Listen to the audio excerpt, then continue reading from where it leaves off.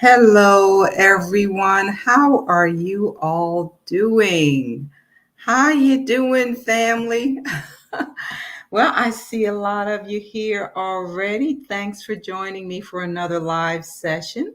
Welcome to all of you watching and listening in. I pray that all is well with you and your family. Welcome to the new viewers who are just dropping by.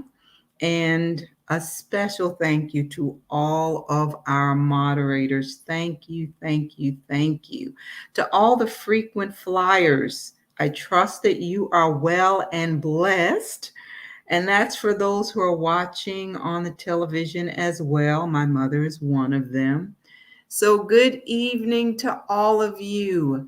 Yadris, Darnell, all praise to Yah, Clifford, Mr. The Original School, on Yenyichi. I hope I got that right this time. Yabu, that lone wolf. Optimal training. Mr. Calvin, how you doing? Vikisha, naturally reborn in the house. Diamond Love, how you doing? Tezuria, Davida. Let me see this one. Yahus. Okay. Yahusha, me redeemer, y'all. Yahusha is my redeemer. Okay, gotcha. Mr. Stephen, how you doing? Shine, how are you? Shamika, Alma, Mags for Christ, how are you? Sydney, DL, Nugro, Ophelia, how are you?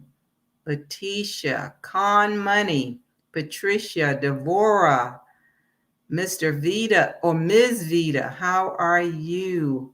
All right, Lily, Michelle, several of you joining us. I know I didn't get to everybody, but welcome to all of you. It is so good to be back with you. I know we've been gone for a while with the lives. We haven't done one, I think, in a month.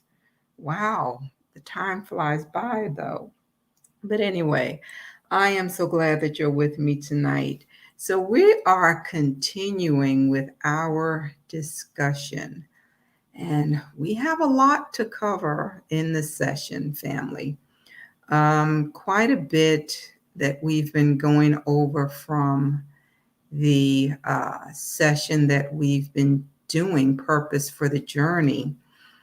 We want to know what's in your story, or what's your story tonight, because there is value in our story. I don't think we've really understood what it means that we overcome the dragon by the blood of the Lamb and the word of our testimony. And your testimony is tied to your story, your personal journeys, your struggles, all those things that the Most High allowed you to overcome. So tonight, we want to talk about our testimony and make sure that we understand the value of what our story has been for our nation as well, for our people. So if you are just dropping in and you have not listened to the first three messages on that, I really encourage you to go back and listen to those messages. I believe that it will be very beneficial for you. So we're going to dig into this because I have a lot to cover tonight. So we're going to get started by talking about some of the things we've been covering in this session. I talked about how David defeated Goliath in the last session. And for many of us, we may be facing different trials and tests that cause us to run and hide like Saul did when Goliath made the challenge for a man to come out and fight him. So I want to begin by reading this passage from Ephesians 6:10 through 13. Finally, my brethren, be strong in the Most High and in the power of his might. Put on the whole armor of Yah, that you may be able to stand against the wiles or the tricks of the devil. For we do not wrestle against flesh and blood, but against principalities, against powers, against the rulers of the darkness of this age, against spiritual hosts of wickedness in the heavenly places. Therefore, take up or put on the whole armor of Yah, that you may be able to withstand in the evil day. And having done all to stand, we are supposed to stand. So I want to make sure that we understand how this is supposed to work for us, because many of us are only focusing on the giant in front of us. This passage is telling us that the giant, that trial, that test, the people who may be coming against you or coming against us as a nation, they're puppets. They're vessels being used by the kingdom of darkness. Our real fight is with the entities behind them, the entities controlling them. So when you understand this, you will know that you can't defeat those entities without the power of the Most High. Some of us are trying to fight our own battles, thinking that we have what it takes to defeat them. But when you recognize that these are principalities, these are spiritual forces of wickedness, then you can change your mindset and understand that you need the Most High in order to win, because these forces appear before us to intimidate us. And that's because we're relying on natural weapons to fight against them. No, we need the super added to our natural. And this is what this passage is telling us, how to arm ourselves with supernatural weapons. Because the forces coming against us are not flesh and blood. They appear that way, but they're entities motivating them to do certain things. So the Most High empowers us to defeat the vessels and the oppressors that are being used by the enemy. But we have to see them that way. They're on a mission. They're trying to accomplish the mission that they have been given. But the same thing is true for the kingdom of heaven. The Most High works through vessels as well to carry out his works. We are vessels. We're being used by the Father to accomplish his mission in the earth. So I want to look at Exodus 3, 7 through 10. And the Most High said, I have surely seen the oppression of my people who are in Egypt, and have heard their cry because of their taskmasters, for I know their sorrows. So the Most High said that he has seen the oppression, and he has heard the cries of his people. But listen to what he says next. So I have come down to deliver them out of the hands of the Egyptians. Now that's where we need to stop. He said he came down to deliver them. This is when he's speaking to Moses out of the burning bush. Now look at what he says next.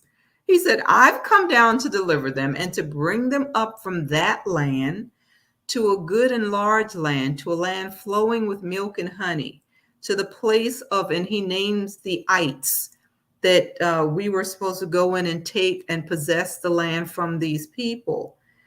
And then he says in verse 9, now therefore, behold, the cry of the children of Israel has come up to me, and I have also seen the oppression with which the Egyptians oppress them. But listen to what he says to Moses, come now, therefore, and I will send you. Now, wait a minute. He said, I have come down to deliver them, but now I'm sending you to Pharaoh, that you may bring my people, the children of Israel, out of Egypt. Did you just catch that? He came down to deliver, but he's doing it through Moses. Moses was the vessel chosen to do the work in the natural. So the deliverance came through spiritual and natural means. I hope you're seeing this. Think about David. Out of all of the men of Israel, he was the vessel chosen to fight Goliath. He was still a youth, but he had the faith and he had the memorials in his heart that gave him the courage needed to accept the challenge. We have many stories about how our ancestors witnessed supernatural things, like the parting of the sea for them to walk through, or in Joshua 10, where it talks about how the Most High threw down huge stones from heaven on the enemies of Israel. There are many examples for us to look at. Let's look at another one. This is the story from 2 Kings 6. And some of you may know this story. It's the story about how the king of Syria was making war against Israel. And every time he came up with his battle plan, the Most High would tell the prophet Elisha where they would be lying in wait, so their ambushes would fail. So the king of Syria thought he had a traitor in his army. So he asked his men, "Which of you is giving our secrets to Israel?" But one of the soldiers remembered that Israel had a prophet who was able to work miracles. So he told the king of Syria that Elisha was doing this. He said, "Elisha is able to tell the king of Israel the words that you speak in your bedroom." So this king was like, okay, we got to get rid of this man, this prophet. We can't have him we can't be having him giving away our secrets like this. So he sent a great army to capture Elisha, and he surrounded his home or the city by night. So we're going to pick up here in verse 15 to see what happened the next morning. It says, "And when the servant of the man of Yah arose early and went out, there was an army surrounding the city with horses and chariots. And his servant said to him, 'Alas, my master, what shall we do?' But listen to what Elisha says. 'Don't fear. Those who are with us are more than those who are with them.'" So I imagine the servant is like, okay, he has lost it now. What are you talking about? So Elisha prayed and said, "Most High, I pray for you to open his eyes that he may see." And the Most High honored his prayer and opened the eyes of the servant, and he saw. And it says, the mountain was full of horses and chariots of fire all around Elisha. Now, can you imagine that? He opened his eyes and he saw that what Elisha said was true. He didn't have eyes to see in the spirit realm before. He could only see things in the natural. So Elisha had to pray for those spiritual eyes to be open, and he saw the heavenly forces encamped all around them. But Elisha wasn't fearful. He already knew.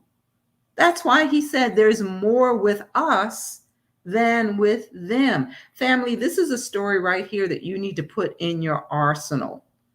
We don't have to rely on natural means to defeat our enemy. The Most High had the heavenly hosts on the ready. They were ready. The men of Syria could not touch Elisha. And it's the same way for those who belong to the Most High. They cannot get the upper hand unless one of two things happen. Either the Most High allows it because of sin, or he allows it because he wants to do something greater. Like with Messiah, they couldn't capture him until it was time. But let me show you the rest of this. We're looking at the rest of this from verses 18 through 19. So when the Syrians came down to him, Elisha prayed to the Most High and said, "Strike this people, I pray, with blindness." How many of us would be too fearful to make a prayer like that? Like, what? Did he just pray for the Most High to strike them with blindness? Yes, he did. And the Most High did it. He struck them with blindness according to the word of Elisha. Now Elisha said to them, "This is not the way, nor is this the city. Follow me, and I'll bring you to the man whom you seek." But he led them to Samaria. Do you see what happened? The people are blind. They can't even see. So Elisha goes to them and he says, "Hey, you guys are in the wrong place. Follow me. I'll take you where you need to go." And he led them to another city. When they opened their eyes, they were in Samaria. You gotta love it. So they open their eyes and they're surrounded. It's like, oh, we've got to get out of here. But do you see that there are different ways for the Most High to deliver his people? We can't just look at one thing and say, well, he moved that way before, so it has to be this way all the time. No. So I want to go back to this passage in Ephesians 6, because as people of the Most High, we can stand against the forces of darkness when we're clothed with the right armor. Now, I need you to think about what I just said. Some of us are trying to fight, but we don't have the right armor on. So let's highlight the 7 things that we need to have, at the ready, clothed with these things, so that we can stand against the wiles of the enemy. So let's look at this. It says, we are to have our loins girded with truth. It says, having girded your waist with truth. Now, what does this mean exactly? So loins girded means to prepare and strengthen yourself for what is to come. It signifies your readiness for service, to be used by the Most High, your readiness for battle. You're preparing yourself for what is coming with the truth of the word of Yah. Remember, his word is his power, family. But how can you fight with the word if you don't know the word? Think about this. When an army is going to battle, they need to know the battle plan. And they get that from the commander of the army or the general of the army. They execute in battle based on his words, based on the battle plans. So when your loins are girded with truth, you prepare yourself to face or contend with something. Truth, the word, has to be around our waist to execute what he says or what he has said, and how we conduct ourselves before, during, and after the battle. We need the word. We cannot fight without the word. Have your loins girded with truth. And note what it says next. Having put on the breastplate of righteousness. Now, you need to make sure you understand what it's saying here. Truth and righteousness go together. They're inseparable. You cannot walk in truth and unrighteousness at the same time.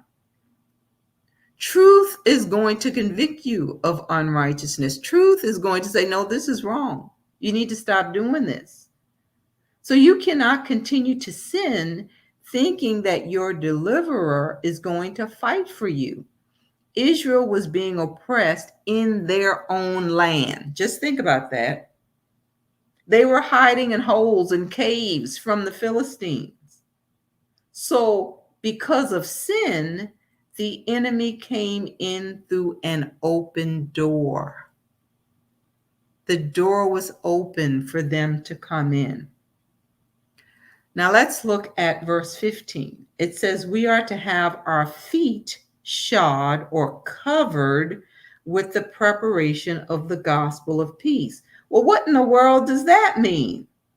Well, when you define gospel, gospel is a teaching or a revelation of truth. Messiah came to bring Yah's message. The salvation that came as a result of his death, burial, and resurrection gives us spiritual security. It gives us peace. This is an anchor for our soul. But I want you to answer this question. Were the Israelites still under Roman domination after Messiah died? Did they still have to deal with their enemies? Let's see. How many would say they were still under domination even after he came to die?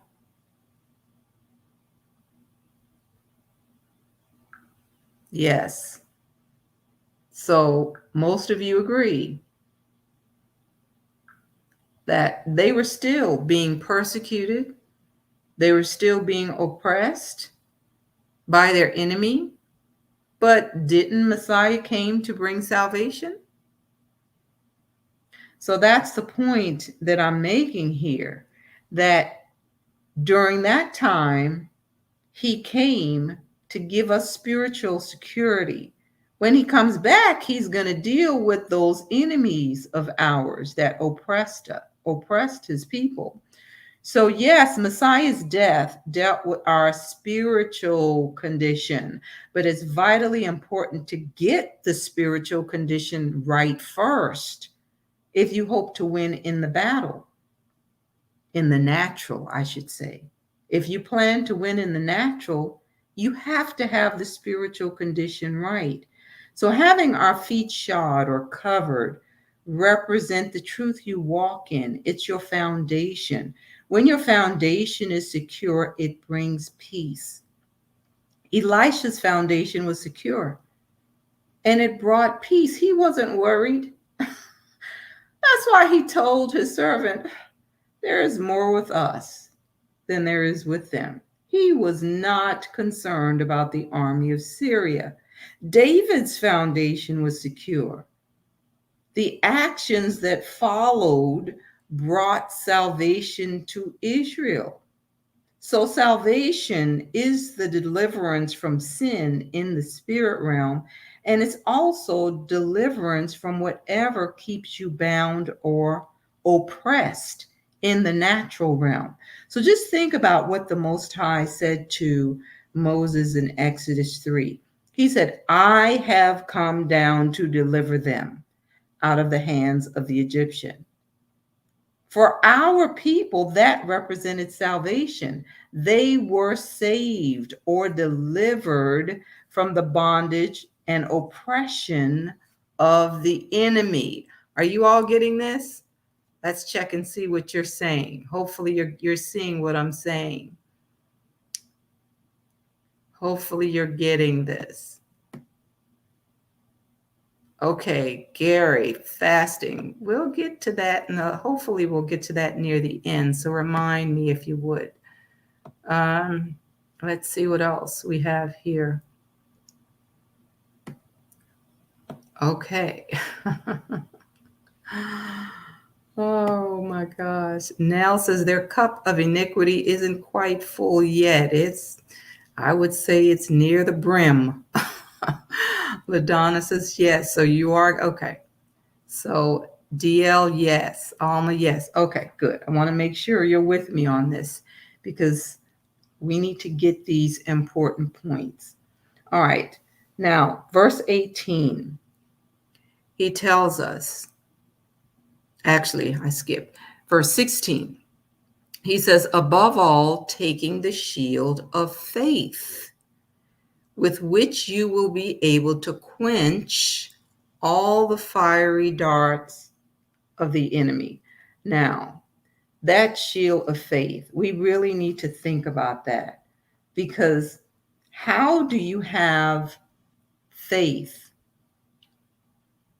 How can you stand without faith? In order to receive from the kingdom of the Most High, you have to have faith. We need faith to quench these fiery darts. Now, hopefully in the last session, you saw how David used the shield of faith. He had a spiritual shield. His belief in Yah's power to deliver was his shield, his protection. So our shield is a defensive weapon designed to help us stand our ground, if we want to think about it that way. Think about Saul's words to David. He told him, "You can't go up and fight against Goliath." How did David respond? He used his story of how the Most High had delivered him before. So when he stood before Goliath, the giant tried to shake his faith as well. And at this point, not only was David hearing the words of the enemy, he was also looking at an image that was intimidating. It was designed to instill fear. So when you get the report from the doctor, it's designed to instill fear. But David's foundation was secure. He responded with faith and confidence, not in his own might, but in the power of the Most High. So faith will prove our level of trust in the one who said something and the one who is able to deliver. The shield is there, that shield, to quench or block the fiery darts, those words of the enemy, the image that he's presenting to cause us to fear. The shield will help you block the blows coming at you. So I hope that's making sense for you. Let's continue on. Verse 17, and take the helmet of salvation. It says, take the helmet of salvation, and sometimes we run over that conjunction. A conjunction is a word that joins words and phrases. Take the helmet of salvation, and is used to suggest that one action follows another. So we have to take the helmet and the sword of the Spirit. Remember, Saul tried to give David his helmet that was made of brass and his sword, but David took them off. And later he would say to Goliath, "You come to me with a sword and shield, but I come in the name of the Most High." So the helmet of salvation is our hope of salvation that gives us deliverance and assurance that our battle against the forces of darkness will cause us to be victorious in the end, because Yah said, you take that with the sword of the Spirit. The sword is coming out of your mouth. It's how you respond to the fiery dart. It's what you say to respond to the negative report. Notice that David didn't accept the words of the enemy. He countered and used words to indicate that he fully expected the Most High to deliver him. Or even if you think about the 3 Hebrew boys, when they were going to be thrown into the fiery furnace, think about how they responded. It's like, even if the Most High don't deliver us, we are not going to fall down and worship. So it's how you respond, and it's released through words. And this is why I say we can't just think it. We have to say it. What you believe will come out of your mouth. This verse is telling us what the sword of the Spirit is. It's Yah's word. You need to know what he has said about you, about your condition, your situation. What has he said about us as a people, our nation? We already know how it's going to end. That should give you the confidence you need when you see things falling apart in this world. He said he would deliver his people. If you read Jeremiah 30:10, it says, "Do not fear, Jacob, and do not be dismayed, O Israel." He's talking to you. He said, "I will save you from afar and your seed from the land of their captivity." He said, "Jacob will return, have rest, and be quiet, and no one shall make him afraid." Let's break that down. He's saying, Israel, you belong to me, so don't be afraid. You deserve to be punished, rightly so. That's why I scattered you into all these nations. But I am with you. And the day will come when I will destroy those nations that mistreated you. That's another scripture that should be in your arsenal because it secures your foundation when you see all the craziness going on all around us and you're tempted to fear. Like, well, what's going to become of us? Go back and meditate on Jeremiah 30:10 and see what the Most High has already said. You need to tuck that one down in your heart because, again, it gives you security. So your helmet of salvation, the fact that you trust your deliverer to deliver you, helps you to use the sword of the Spirit effectively. You're putting your trust in what he said. We can't deliver ourselves from this, just like our ancestors couldn't deliver themselves from Egypt. He had to put the words in the mouth of Moses to make declarations to Pharaoh. Now let's look at verse 18. Praying always with all prayer and supplication in the Spirit. So finally, we are to cover our armor with prayer, praying in the Spirit and making our petitions known based on what he has already said. When we pray in the Spirit, we're given greater insight. He reveals things to us. The revelation is a right now word for what you need to do for your current situation or the current battle. Once we're suited up in our armor, then we are to watch. We're to be watchful. Well, what are we looking for? The signposts. They let us know that our deliverance is near. And then having perseverance is having the grit to stand in spite of what you see. David saw what Saul and the other men of Israel saw. He saw a giant wearing the best armor of their day, and yet it did not shake his faith. When it was time to pull out that slingshot, it was hard to miss Goliath. And the power of the Most High directed that stone to the bullseye. You heard the saying, the bigger they are, the harder they fall, right? So he went down and he went down hard. But don't miss the last part of that. We are to be praying for the saints, praying for the people of the Most High. We need to be praying concerning the things he said about us. We need to be praying to be able to stand before our enemies. He should be hearing our confessions of faith concerning our people, not words agreeing with our enemy. Goliath and the Philistines saw the men of Israel as servants. They said, "You're servants of Saul. How dare you come against me? Don't you know that I'm a Philistine?"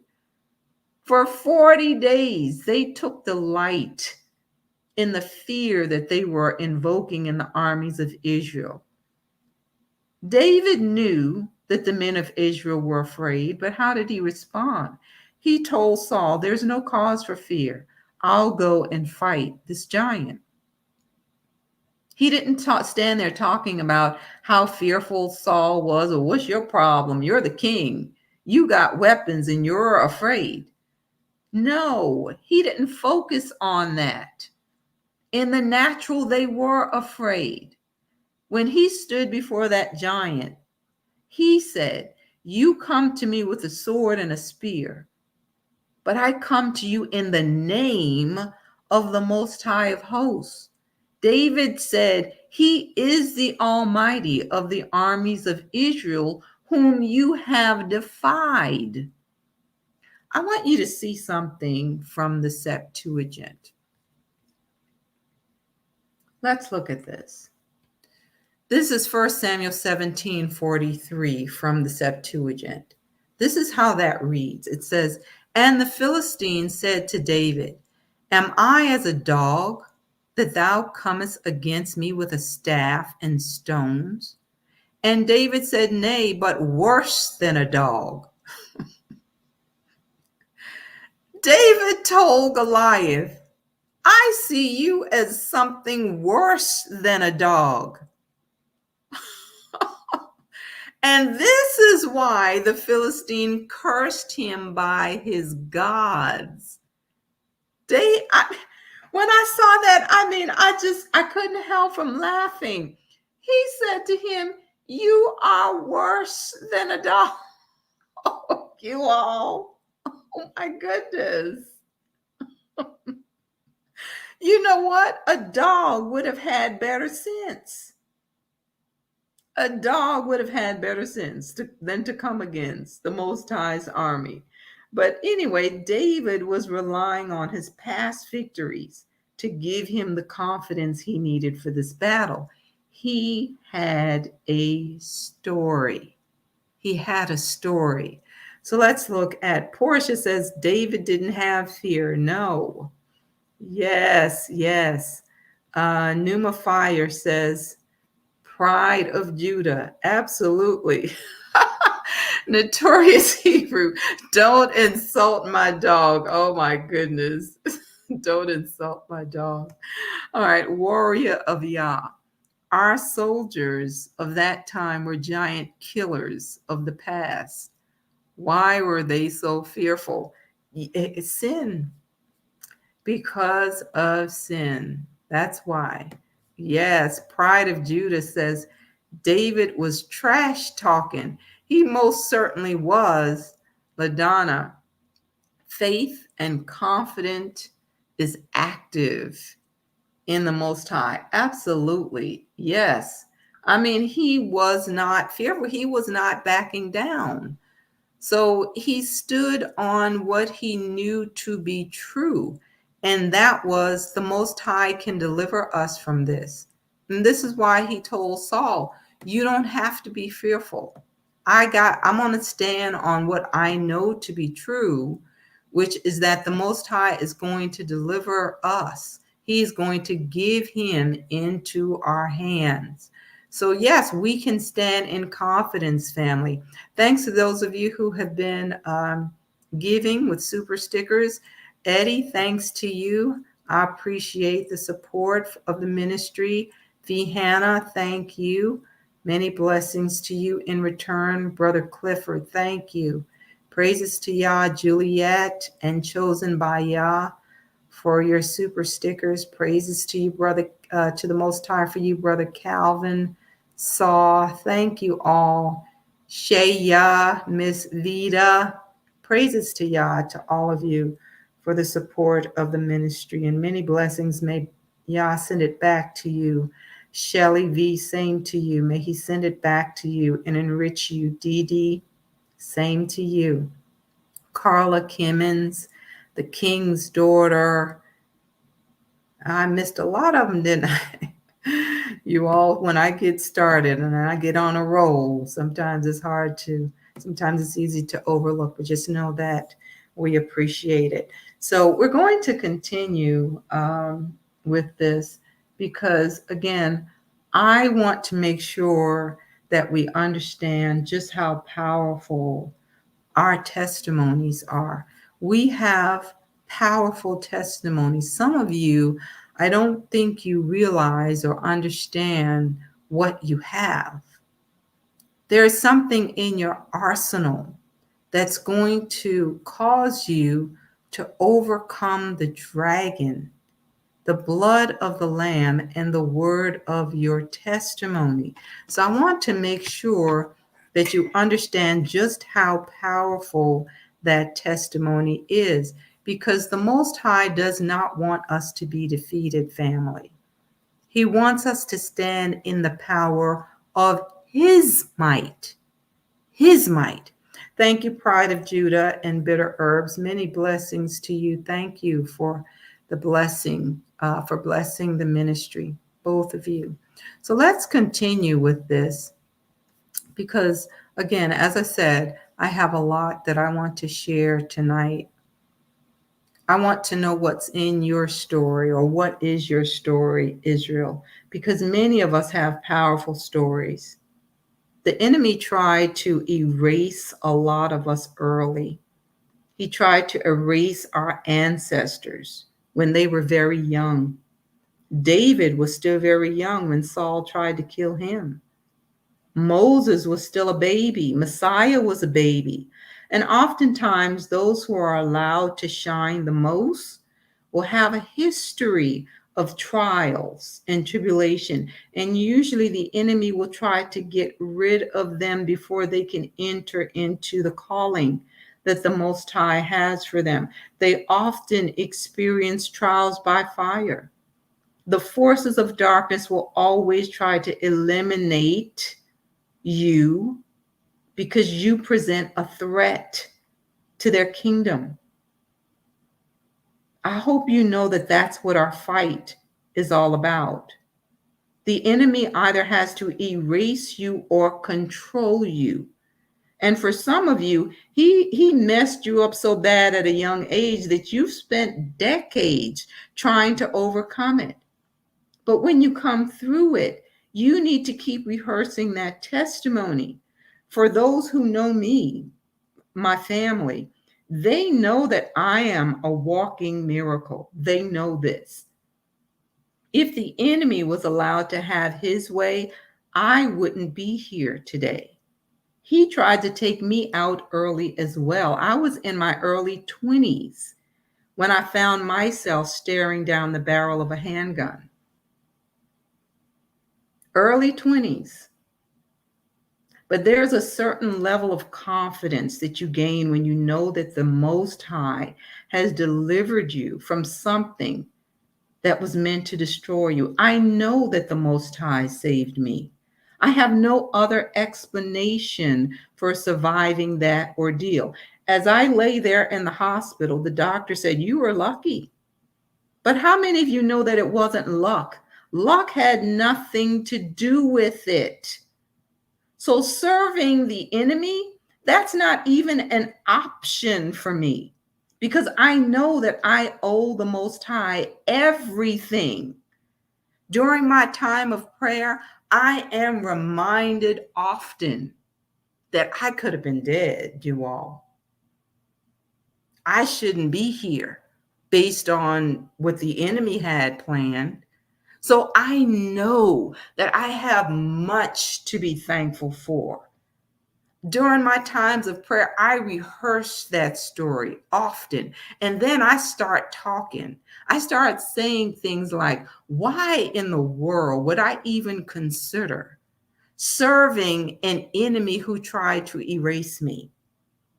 Why in the world would I even consider engaging in the pleasures of this world to glorify the enemy when that enemy uses the resources of the Most High? He can't even control or create anything without the permission of Abba Yah. He's at the mercy of our Father. These are the things that you have to start saying so that you can encourage yourself. When I start feeling like, okay, the woe is me, I jack myself up. I do that often to remind myself that I have a Father who loves me, and I know that. I owe him everything. So again, why would I want to live a life of sin to glorify the enemy? Why would I want to do that? That's just one of my many testimonies. I have several to pull from. I was in grade school when the Most High protected me from an uncle who was trying to molest me. I still don't know if it was because he heard my grandmother moving around in her room or if he heard something else that made him fearful. What I know is that Yah delivered me. So, as I said, I have several memorials that give me a solid foundation to stand on. I know that Abba is faithful. I know that he delivers. I know that he has protected me over the years. For many of us, we have the scars to prove it. We have scars to prove that it could have been much worse, but for his deliverance. There's a song, I don't know if you know this song by John P. Key called Life and Favor. I absolutely love that song. That will take me on into praise and worship faster than most other songs because it reminds me that I have a testimony, that I've been delivered. You don't know my story. Oh my goodness. I have a testimony of the goodness of the Most High. So that song will take me right on in. I know that Yah spared my life and that he has favored me. You can't imagine the things he's brought me through. And I know that I'm not the only one. So some of you need to go back and remember his goodness. It's through the blood of the Lamb and our testimony that we overcome. I know I have a story, and I know that the Most High did it. And that was a problem for a lot of our ancestors. They didn't create memorials in their minds the way David had done. They didn't know how to be thankful. After time passed, they felt entitled and not grateful for all that the Father had done. So we have to prepare to endure and stand in these last days. And having a heart of gratitude and thankfulness is going to help us stand. We have to constantly remember how good Abba Yah has been to us. Yes, he disciplined us, but was it without a cause? When a child is being disciplined, it's easy for that child to only focus on the pain. Even as adults, we don't normally equate discipline with love. But when you become a parent and you have to discipline your own children, you know that it really is true when they used to say that this is going to hurt me more than it hurts you. There are times when you have to go into your room and cry after you discipline your children.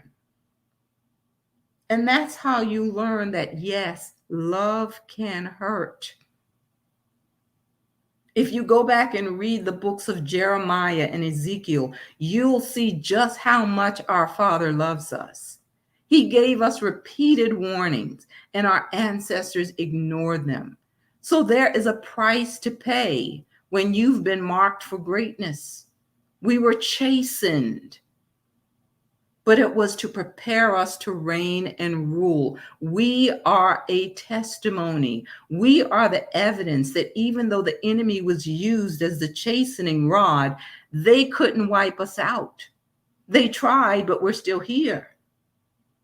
The enemy tried to wipe me out, but I'm still here. And look at the work the Father has me doing. So how dare someone come and tell me, well, you need to stop talking because you're a woman. I wish I would. I know what Abba Yah has done for me. So he gives me a word. I'm going to keep talking until he closes my mouth. So if it offends you, You just need to get over it or stop listening because he's done too much for me. I can't stop talking. When I stop talking, you better know that he's finished and I've poured out everything he's poured into me. Oh my goodness, family.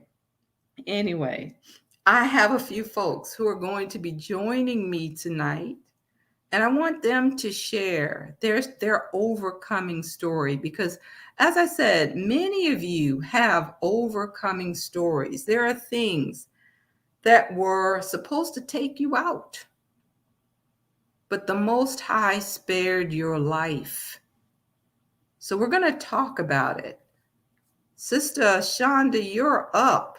Are you ready to talk about your overcoming story?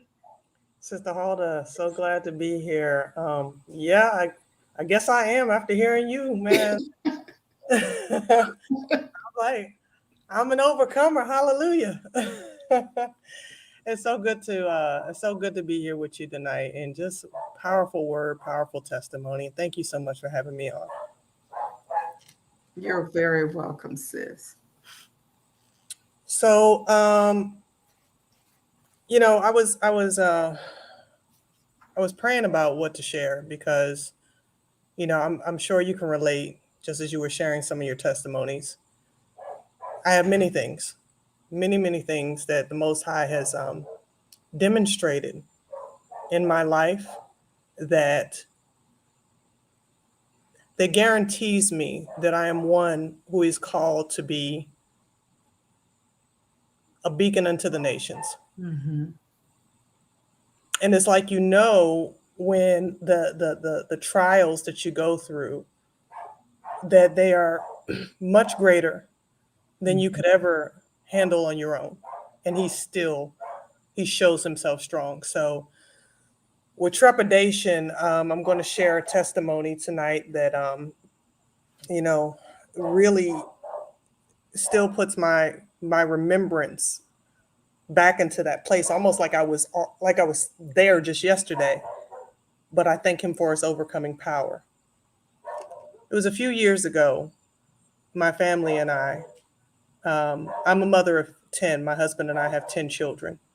And at the time, we had. Let me just say, you look great, sister, to be a mother of 10. Oh, my word. That's a testimony. Hallelujah. Thank you so much, sis. All praises to him because I'm still working on my workout routine. It's not me. Uh, so, but I give him all praises for that. And they keep me young. But my husband and I, at the time, we had 8 children. I do apologize for the dog barking in the back, but we had 8 children. And we were pregnant with our ninth, and we had a toddler, a young toddler girl. Her name was Noah, and she was about 3 years old at the time. So I wanted to take a minute, take a break out of the house. I homeschool my children, and my husband came home, so we decided we were going to just take a little break, put the children down for a snack, and let our eldest watch the children while they just kind of chilled out and watched the video. Well, we weren't gone maybe about 3 to 4 minutes when my eldest called our phone and said there had been an accident. Mm. Our daughter had fallen out of her high chair. She was trying to get out. We had belted her in, but rambunctious toddlers. She shimmied her way out of that chair, and the chair toppled over and she fell down. Mm. And when she fell, she ended up breaking her femur bone. Now, this was very, very frustrating for us because, believe it or not, she had broken her femur bone before at the age of 1. Mm. At the time, we were going to church, and my eldest was on the playground. We were all after the service on the playground. He says, "Can I hold the baby?" And she was about 1 year old. And I said, "Sure, you can hold the baby." So he was about 12 years old at the time, and he held her. And I was talking to one of the other moms, but he decided to take her on playground equipment. And when he pulled her down on one of those like fire hoses, and was going down with her. He didn't realize that her foot was in his pocket and it shafted and her thigh went up. And when it did, he broke her femur bone. Mm. So now we're on broken femur bone number 2. Good gracious. And in my mind, I'm sitting there thinking, there is no way that this is happening. There's just absolutely no way that this is possibly happening. And to her, but we knew that we had to get her to the hospital right away, regardless, of how we were dealing with the trauma from her last break. She had been in a half body suit for about 6 months for the last break. And now here she was again. So we took her to the hospital, and right away, of course, our records come up, her record comes up. The doctors who were looking at us at one point, like concerned parents, began to look at us in a different way, began to look at us like maybe there's something else going on in this situation. So a few hours went by and the Department of Child and Family was called in. They asked us to explain our situation.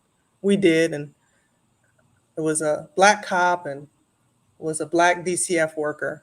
And she came off like, hey, girlfriend, you can talk to me.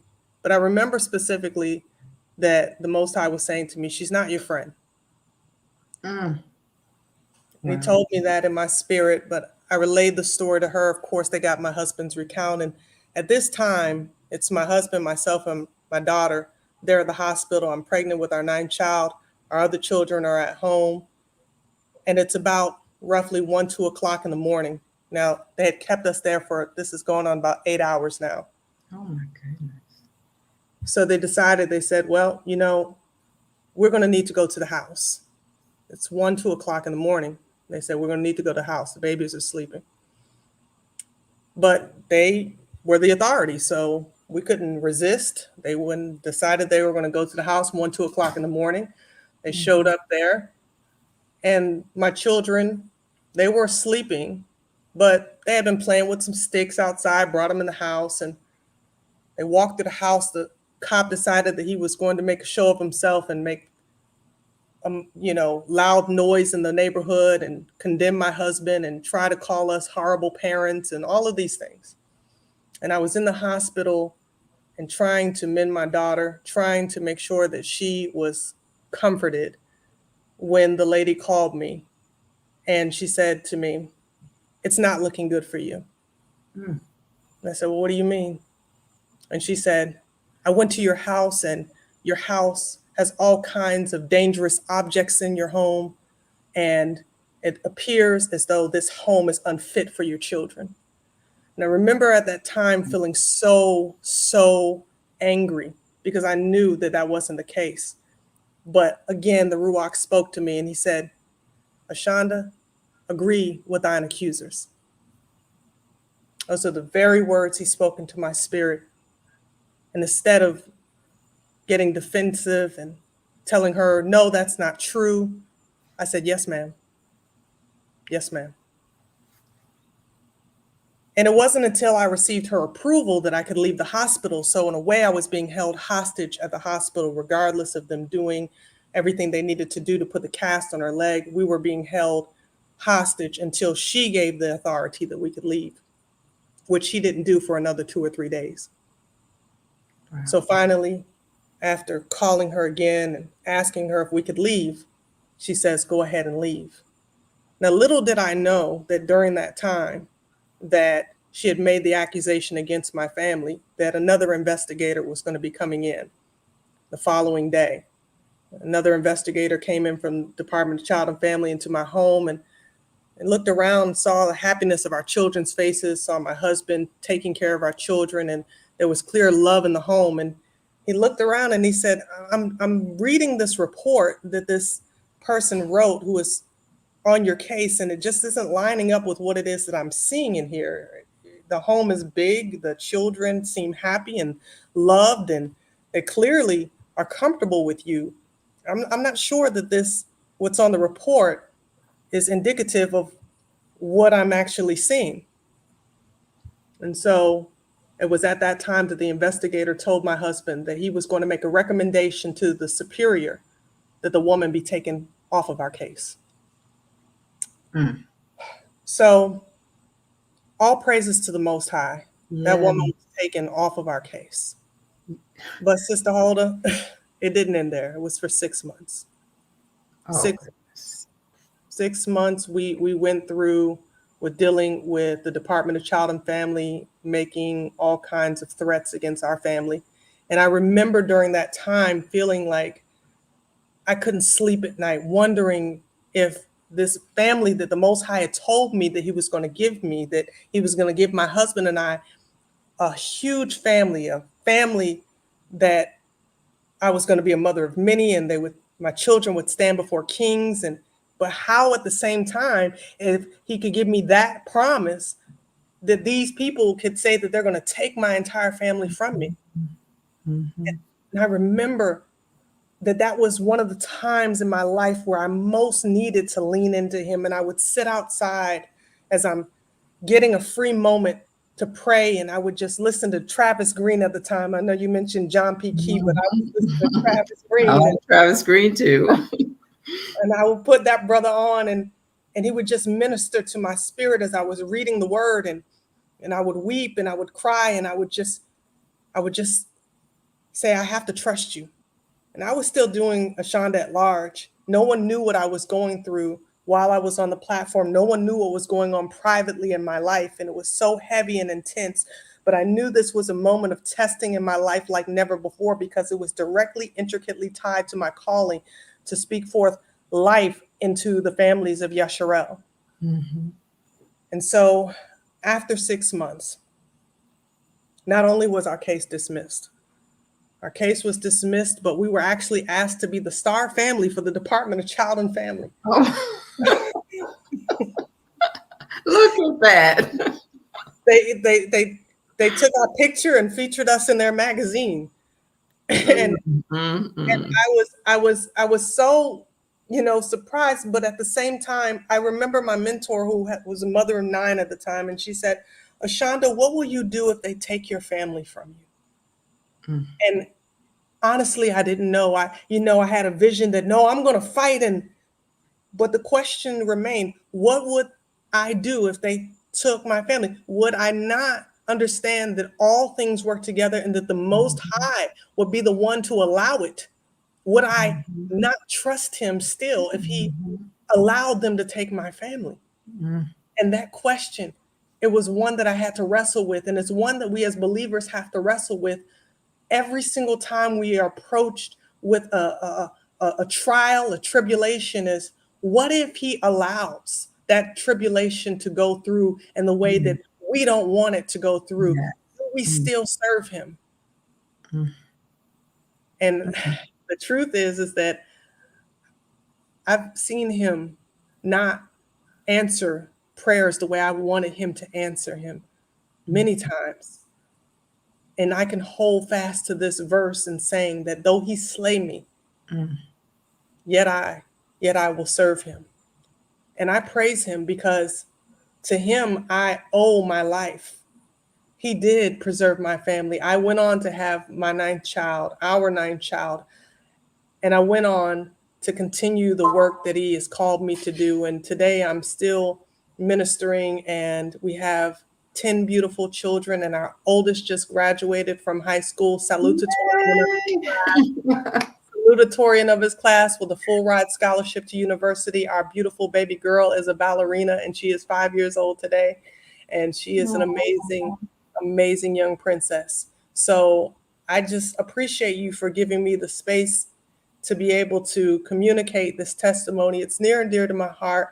Of course, I'm a crazy, crazy mama that I don't let my infant out of my eyesight for too long, that I have. He's 6 months old now, but all praises to the Most High, because Absolutely. that deliverer, He truly, truly delivered our family. So I'm so happy that he did, because you talking about 9 Israelite children being taken. Like we know. yeah, Yeah. So praises to Yah that He preserved your family. and allow the truth to come forth. And not only that, he vindicated you.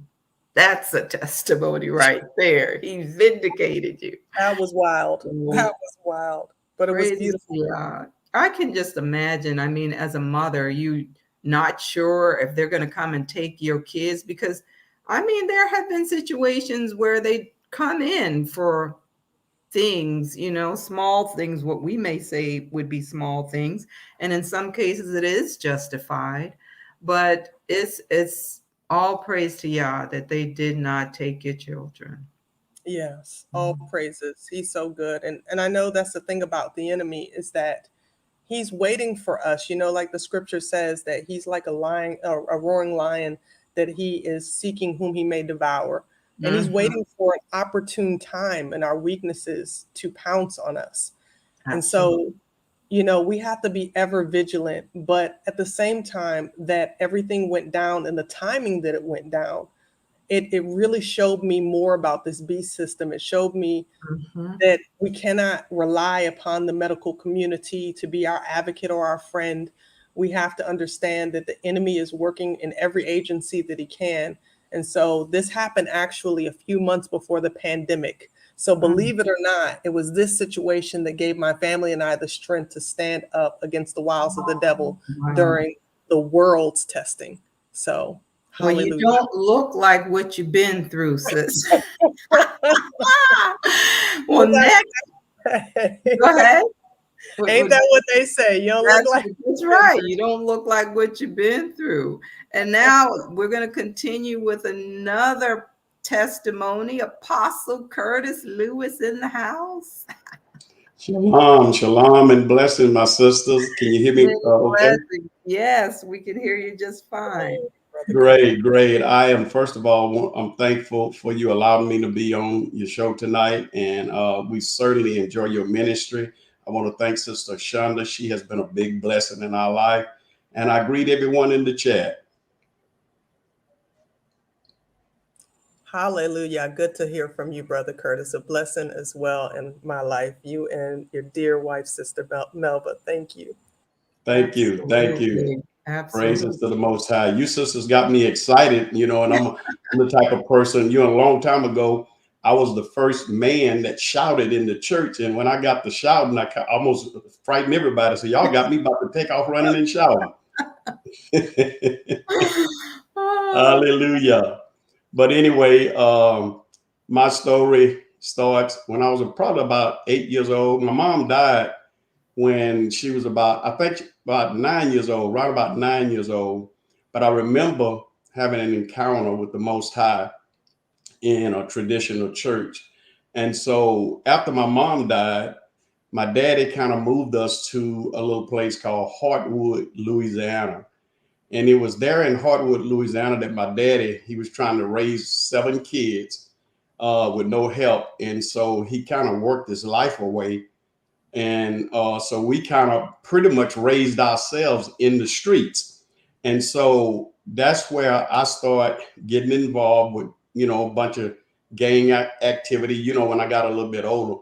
And then we eventually moved to Baton Rouge, Louisiana. And it was there that my life really took a bad, bad turn. And I almost lost my life. I can count at least 5 different times. And so I was stabbed with an ice pick through the lungs. I was shot at with a 38 automatic, and it was my 38 automatic at that time. But the guy, some kind of way, took it from me, and he just pointed it at me just a few feet away and just unloaded it. And to Yah be all the glory, not one bullet hit me. And so I had all of these different experiences in my life, and I began to realize that, man, I need to do something. If I don't, find the Most High God in my life, I'm not going to make it. And so I started crying out to God and asking Him to save me. I didn't want religion. I just wanted to get out of that gang activity. I wanted my life to be changed. I was sick and tired of just being who I was. And so one night I had a dream, and in this dream, I saw myself selling everything and moving to this big, huge city. And so I thought this I thought it was going to be New York, but it eventually turned out to be Houston. So all of a sudden I went to Houston, and then I had a desire to go downtown. So I went downtown and I looked around at all these big old tall buildings. And then I realized this is the place that I saw in the dream. And I didn't know anything about the Bible or anything about, the Most High visiting you in dreams, but that's how he was dealing with me. And so lo and behold, I started seeking him. And then I started getting in some trouble in Houston when I got there for the first year. And I'm like, I really got on my face and started crying. I needed help. Mm-hmm. And on March the 4th, 1980, one Tuesday night, it was right before midnight. I was leaving the church. They had called a special prayer meeting for me because I had became a part of this church. And so I became a member. And so they started giving me all kinds of positions because I was very faithful, because I was really looking for something. So they had given me all these positions and everything. And I had served there for several months. Mm-hmm. And so after them trying to give me all these positions and keep me there, I came up before the church one Sunday and I said, look, I came here several months ago. And I said, y'all have given me all of these positions, but I still don't know God. And so they decided to have a special prayer meeting for me, March 4th, 1980, that Tuesday night. And we must have prayed from 7 p.m. to almost 11 o'clock or look thereafter. So everybody got frustrated. People started leaving because I'm looking for something to happen. I want to know God. I don't just want to be on the road. And so the preacher eventually got frustrated. So we ended the church, and I left that church that night calling on the Most High myself. I left that church and I was driving down Calhoun. I still remember it. I can go back to the same place today every time I go to the Houston and feel the same thing I felt nearly 44 years ago. But I was leaving that church, calling on his name, going down Calhoun, getting ready to turn left on McGregor. And all of a sudden, I'm crying out to the Most High God. And it was like a big old bolt of lightning just came through the car, hit me in the top of my head. And I felt it. I literally felt it. And I had probably about 2 or 3 kids at the time. And it hit me in the top of my head. I jumped and said, oh my God, something done happened to me. And I scared the kids, but I knew something had happened. And all of a sudden, this light shot through my body. And later on, I started hearing this divine voice. And so, I didn't know nothing about 2 Corinthians 5:17. If any man be in Christ, he's a new creature. I ain't know none of that. All I knew is something happened to me that night. Yeah. And so I started serving faithfully. And I've been serving faithfully ever since then. Now I stayed on fire for the Most High for about at least 2 years. I was living a clean life, keeping God's commandments, just doing everything right. And then I started hearing some of the leaders teaching all types of doctrine. And that's why I'm a stickler on doctrine now, because I know how bad doctrine messed my life up. So after 2 years of living full of the fire of the Most High, living holy, living clean, and I started hearing all these bad doctrine, and it got me all messed up and tangled up again. And so I struggled for several years trying to get back to where I was when he first saved me. So all of a sudden, the Most High began to visit me and teach me. And he began to tell me it was the doctrine. It was the things that you allowed to come into your life that mess your life up. And so I cried out to him, and he, through his power, placed me back where I first believed. And so that's why I'm a strong man as far as living right, living holy, living clean, because I've been on the other side and I know what it's about. But the faith of the Most High is still back in my life, and that's what keeps me going. And I've been going for it going on about 44 years now. And I'm thankful to the Most High for his goodness, his mercy. And that's why I stand up against false doctrine, because I know they can mess your life up. And then, to make a long story short, he began to teach me about the 10 commandments. He showed me the 10 commandments. And I didn't hear none of the churches and none of the preachers teaching them. So I started teaching them. And I went on 14 different radio stations just teaching about the 10 commandments. And all of a sudden, I began to have 2 visions, 2 dreams, and I literally saw all 12 tribes of Israel. And he began to show me that it was our ancestors that stood at the mountain to receive those 10 commandments. Oh, And wow. that's what brought me into this great awakening. To y'all be the glory. Hey, that's right. Praise his name. Awesome. Oh my gosh. So when this thing hit you in the top of your head, I mean, what did it feel like? It was like a shock. Okay, it shocked me, but not in a bad way. And the reason I knew it was light is because when it hit me, and then when it hit me in the top, I heard it when it came through the top of the car. Then it tapped me on the head, and I heard it. I don't even know if my kids heard it, but I know they heard me when I screamed now. But it hit me in the top of my head, and when it shot through my body, I saw light, inner eyes, if you will. I just saw light all through my body, and then I started hearing this divine voice, but the most important thing, my life had changed. The very person I used to be, I wasn't that person no more. And then I later on found out it was called the new birth, filled with the Spirit. Some people use different terms, but it was that night when I was sick and tired of this old life and this old person that this thing happened to me. And from that day to this day, it's still affected my life. Wow. Well, how you doing, Sister Melva Lewis? Good to have you with us as well. Oh my gosh, what a story. What a story. So family, there are many of you with powerful, powerful testimonies. We have time to let a few of you jump on. Let's cover some ground rules though. Stick to your story. Don't get all in the bushes because we want a few people to be able to share. So if you would like to share your testimony, your story, I'm putting it out there. And if you get off the deep end, then I'll just kind of have to rein you in so that we can get back on track. But I do want to hear some of your stories. So if you have that testimony that you need to be telling folks to inspire some other people like Sister Shonda and Apostle Lewis just did, then you're welcome to come on and share your story because we want to know your story. There is power in your story. So let's see, who do we have joining us? Let's see. God Bowl. Love you too. All right. Hallelujah. So let's see. You said this is your first live. Well, welcome to you.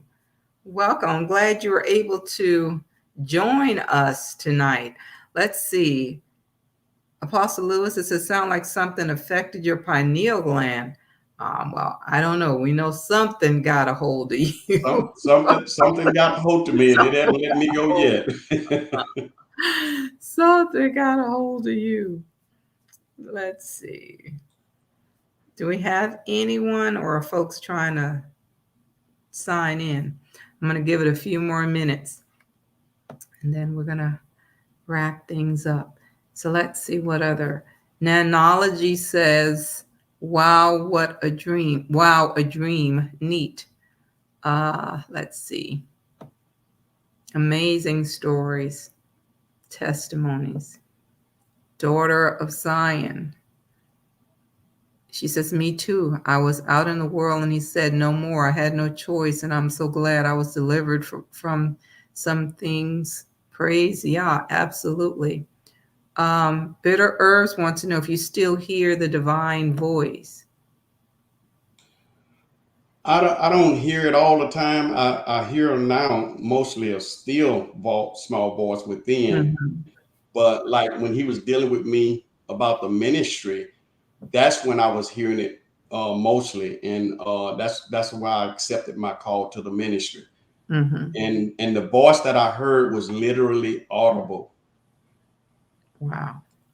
The first time I heard it, well, actually I started hearing it after I was born again, but the first time I heard it in church, I was in church and I was sitting up in a pew up front, and all of a sudden I heard this voice. It seemed like it opened the door, came through the church, and so looked like it traveled from pew to pew, and it went in my ears and vibrated all the way down in my soul. And I looked around and I thought everybody heard it, but nobody was responding because everybody was paying attention to the preacher. But that's the first time I heard it as audible, you know, a very strong audible voice. And that's when I realized. Then he started showing me dreams and vision about the ministry and different things, and that's how when I accepted my call to the ministry. Wonderful, wonderful. All right, DL, you want to share your story? Can you hear us? Yes, ma'am. Okay, you're up. Let's hear your testimony. Yes, ma'am. This will be a short one. Yes, ma'am. I can hear you. Can you hear me? Yes, we can hear you just fine. Good afternoon, y'all. I'll be real short. I just want to say that I have a testimony on. I'm sorry, I'm getting some feedback. You may have to turn your volume down on your end. Uh-oh. Hopefully he'll be able to join us. Get back on. LaDonna says, the Most High saved me from colon cancer. Praise Yah. I had 2 surgeries, one in January of 2023, so recent May 5th. Oh my goodness, I'm recovering and cancer-free. Praise Yah. Praises to the Most High, sister. Wow. So 2 surgeries in less than 5 months. That is wow. Praises to Yah for that testimony. Well, now you know that he will do it. Praises to the Most High. Thank you, Sister Meisha, for your gift. Praises to the Most High for that. All praises to his name. Wow. All right. I'm hoping he'll be able to jump back on.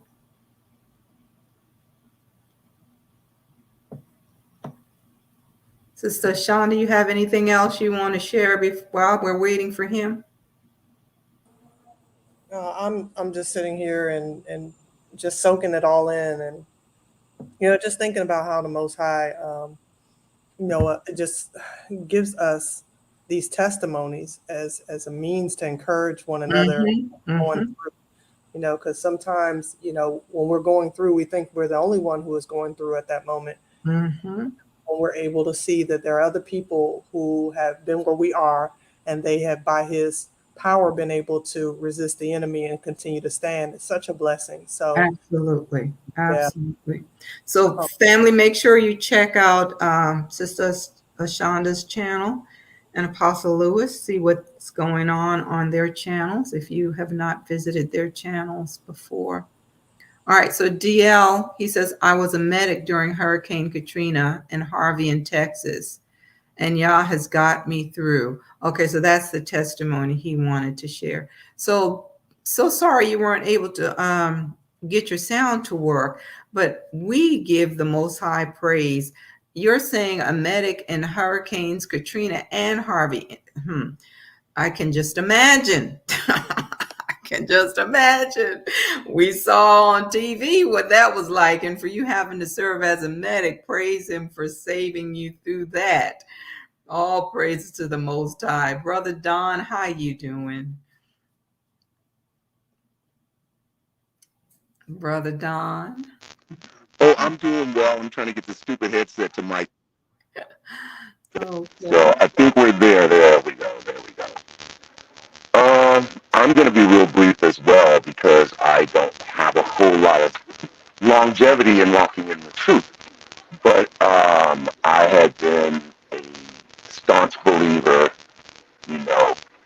always at church on Sunday, in the Bible every day, and just walking with white Jesus. And then I got in a rut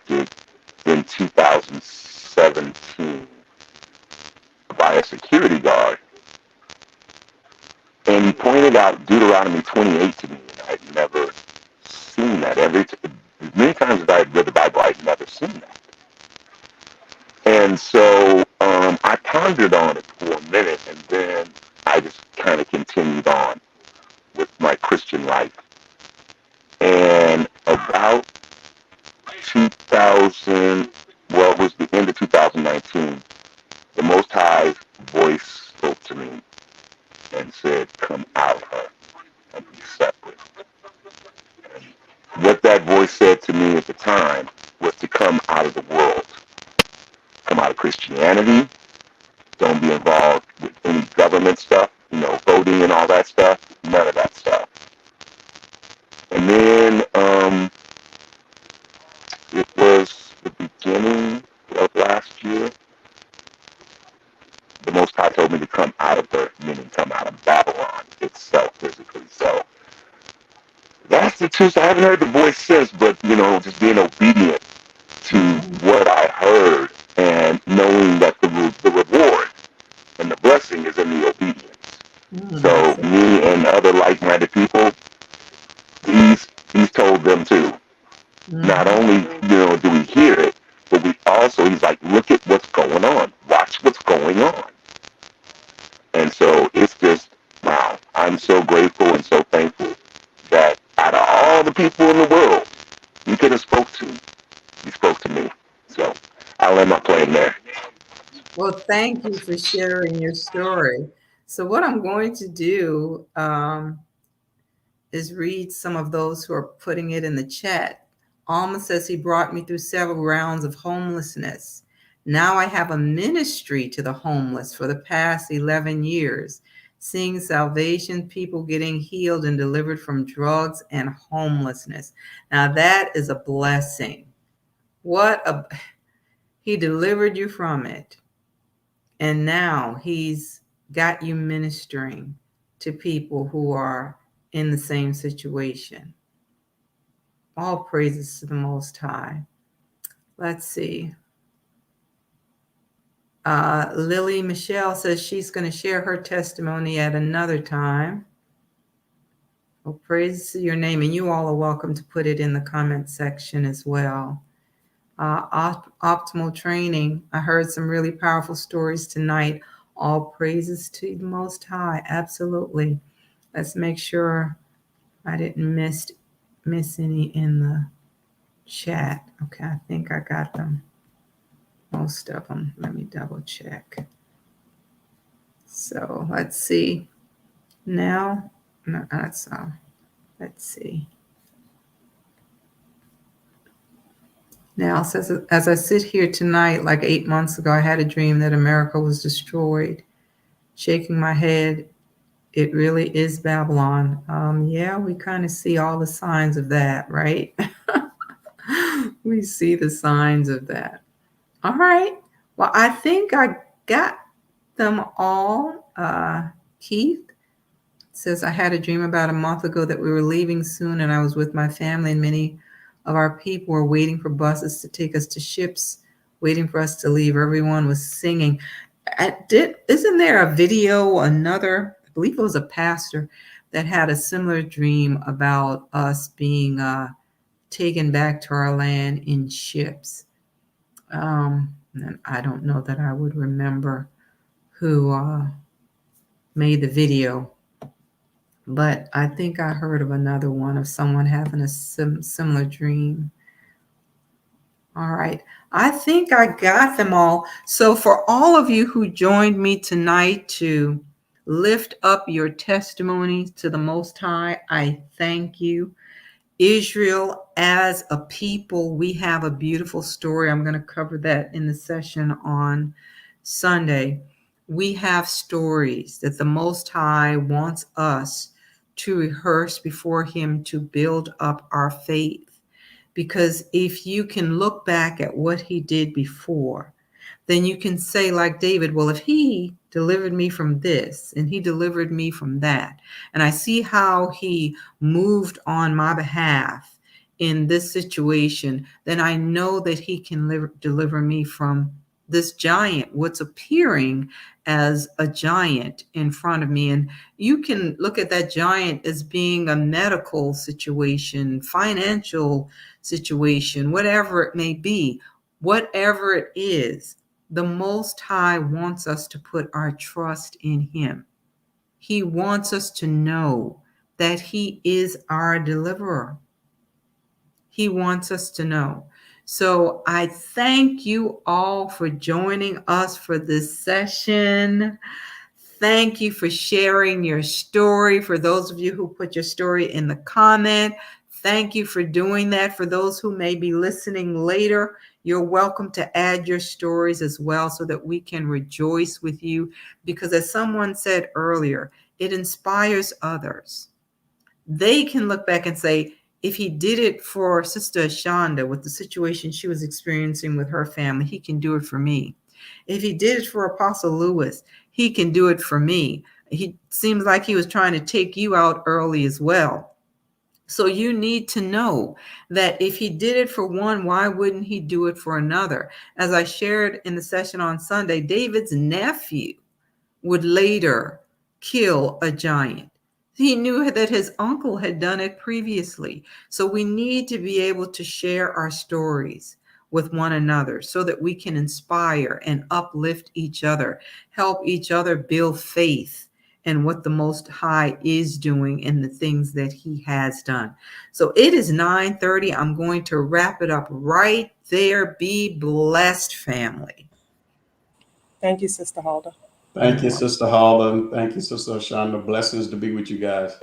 Thank you, Sister. Thank you, Sister Huldah, for allowing us up on this space. Praises to you.